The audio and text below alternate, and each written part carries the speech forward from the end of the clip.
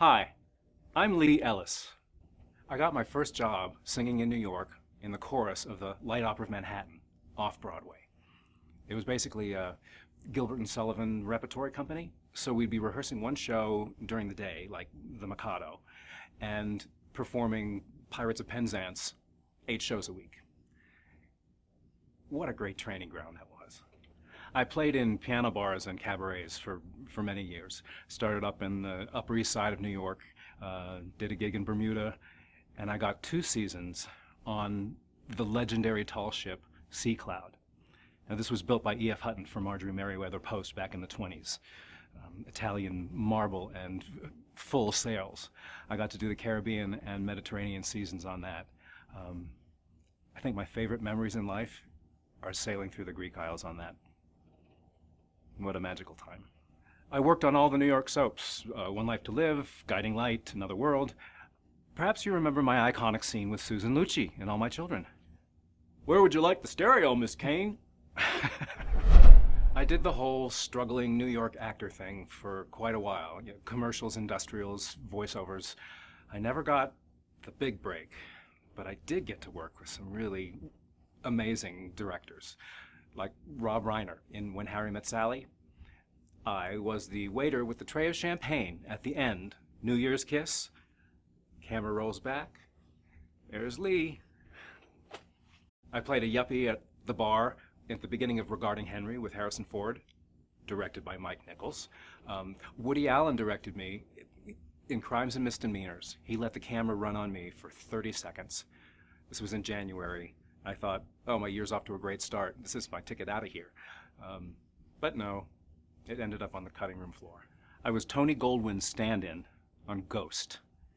I got to work with Patrick Swayze and Industrial Light and Magic. That was incredible. I mean, they had blue screens and computer-synced camera work, and I'm this close working with the director and the director of photography and the crew and the actors. I remember calling my friends and telling them this movie is really going to be big. Jerry Zucker was the director, and he cast me at the end of the film as the cab driver who runs into the truck that kills the bad guy. So you can see me staggering out of the cab, looking down just before the devils take the bad guy away.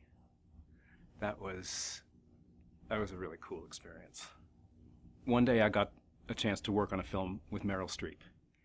We were out on Long Island at this ridiculously expensive mansion, shooting a scene by the pool, and they put me right next to her. Now, she did that scene differently every time. They did 4 or 5 different takes. I could see her preparation work, but when the cameras rolled, she could just let it go and do it. I think that was probably the most instructive thing I learned working on film. I'm also a singer-songwriter. I lived in Nashville for a while, sang 3 times on the Grand Ole Opry.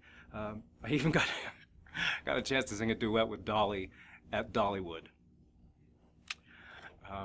I have 2 CDs on iTunes, available on iTunes, and I have several that specifically raise money for street children in Cambodia.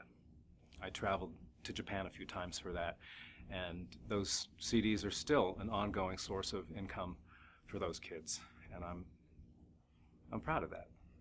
As a first-time composer, my musical is now in development for Broadway. That's been a very long process, but we did finally win several awards at the New York Musical Theater Festival, and now we're just waiting for the angel investors to appear. I was actually one of the original co-founders of Broadway Cares back in the day, so I'm hoping that good karma will swing around and take my project the rest of the way. These days, I'm enjoying the return to acting. I'm finally at a great stage in my life, and I'm looking forward to new opportunities. I'm old enough to play the dad, or maybe the bad guy on The Good Wife. Actually, I prefer playing the bad guy. It's a lot more fun. Check out my reel, see what I mean.